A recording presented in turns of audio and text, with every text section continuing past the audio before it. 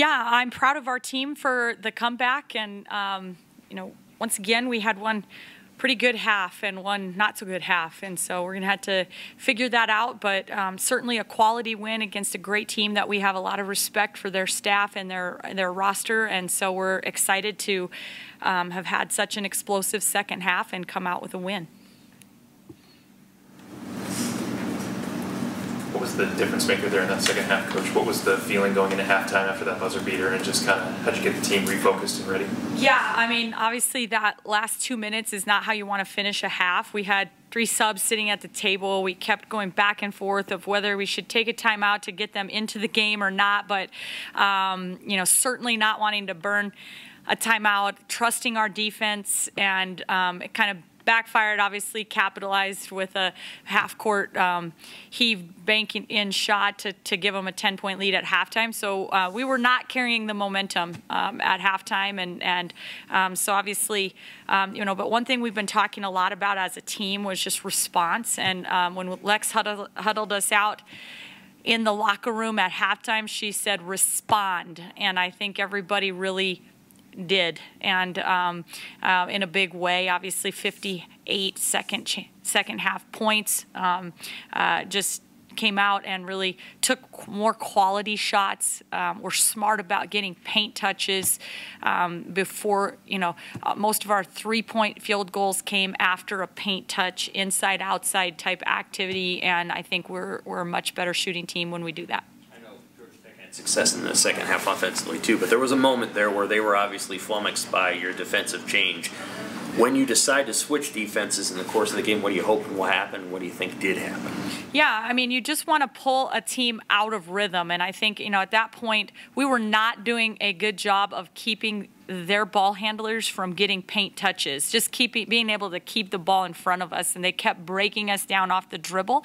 And so our hope was by changing defenses was to pull them out of a little bit of a rhythm offensively and to be able to build walls for their penetrators to keep them out of the paint. And the danger, obviously, I think we lost Auguste Donate kid one time in our zone defense, but for the most part did a pretty good job of changing and getting them to take shots that we would prefer to live with more than some of the others they were getting against man-to-man in their penetration. Coach, Jazz reached 1,000 career points on that circus shot 3 at the end of the shot clock. Did you know that? And what was your perspective? So that must be her 1,000th point here at Nebraska, and yeah, because I gave her 1,000-point ball last year at one point. But how fitting! I mean, just how fitting for that to be the one that she gets her 1,000th point on here. She did a lot of things for us today, and so just awesome to see that kid accomplish that. I just I'm a huge Joslyn Shelly fan, and I'm so glad that she is here playing with this team and fighting with this team and helping us learn and get better and take this program to new heights. And so awesome to see her accomplish that. I understand you're frustrated with not making that switch at the end of the first half, but you made an early substitution in the second half and putting Kendall in, and she actually started the run. How much do you appreciate that she 100 her shot right away when she got in the game? Yeah, that was a huge spark, and I thought she made a couple of big baskets that sparked us right there, and I thought also Jess Petrie, when we were giving Lex a break, knocked down a perimeter shot with confidence, and those types of contributions from those players, it's hard to do that. It's hard to come in cold off the bench and come in right off the bat and hunt your shot, but we've been begging that for Kendall Coley for a while now, and I'm glad she did here today. On a personal note, Coach, you had some teammates make the trip out to the game. Just can you tell us a little bit about that? Yeah, I honestly was moved to tears this morning. Just having 7 of my high school teammates that made the trek. They're kind of spread all over, just Colorado, South Dakota, Western Nebraska, and they all got together and made a weekend of it to come up and spend the game. Made T-shirts. I don't know, just crazy, but just really means a lot to me to have all my friends, in the house and to see a win. Hey, you've made the choice to have Jazz be more of an off-ball player this year. I mean, Darian's brought it up more than Callan was bringing it up too. How do you feel like Jazz has adjusted to that role, and maybe what did she find in the second half? It seemed to be about the best half she's played this year. Yeah, I think that Jazz is starting to get very comfortable about being able to know that these certain actions are really good ways for me to impact the game with my passing ability when I'm off the point.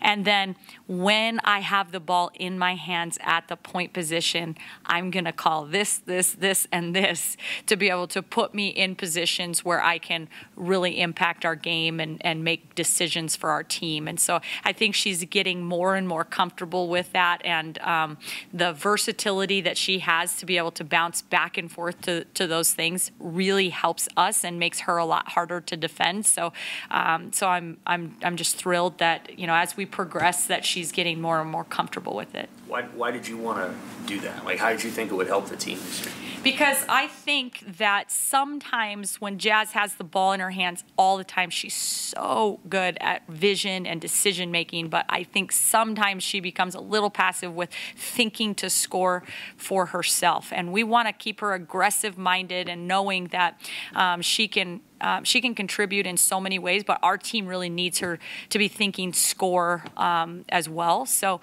that's one of the things. Also, I think it really plays to the strengths of players like Darian and Callan in what they bring to the table as well.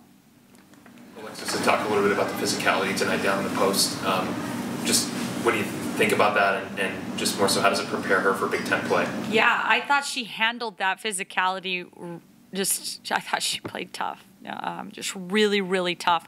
And to do that for 34 game minutes is something that I don't think she could have effectively done in previous years. So it's a testament to how hard she's worked this offseason to put herself in the condition to handle 34 minutes, but not just 34 minutes. I mean, 34 minutes of physical banging, that is hard work, and I thought she played her toughest game and just was really effective. I thought late in the game when she could have really been fatigued, she's getting tipped deflections, tipping the ball out of bounds, coming away with steals, grabbing really tough rebounds with two hands, and just making big-time game-winning plays that we needed.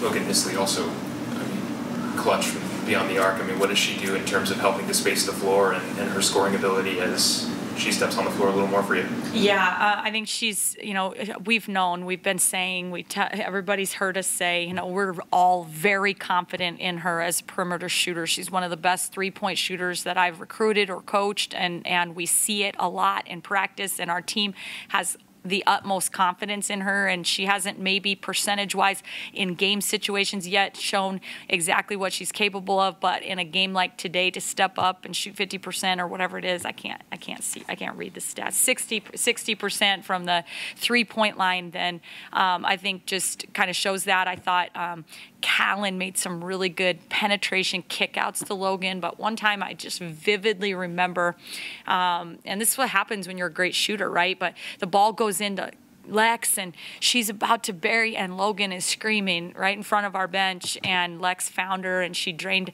a huge shot right there. But she's very vocal, letting her teammates know where she's at, spotted up on the perimeter, and she should be, and that's what we need from her, and I thought she played her role well today. This is a good prep for the team. I mean, I know you got a game on Tuesday, I know.